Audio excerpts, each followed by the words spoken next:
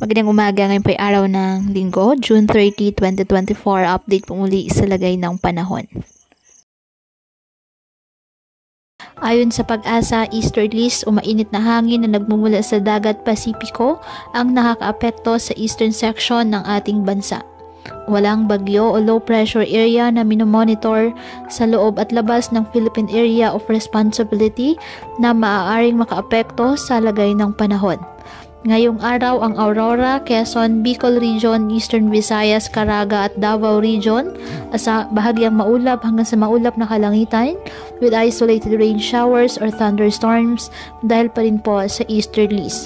Habang sa nalalabing bahagi ng bansa kasama ang Metro Manila, bahagyang maulap hanggang sa maulap na kalangitan with isolated rain showers or thunderstorms dahil naman sa mga localized thunderstorms. Kaya patuloy pa rin po natin na pinag-iingat ang ating mga kababayan sa banta po ng mga posibilidad ng pagbaha at pagguho ng lupa, lalo na kapag may malalakas na ulan.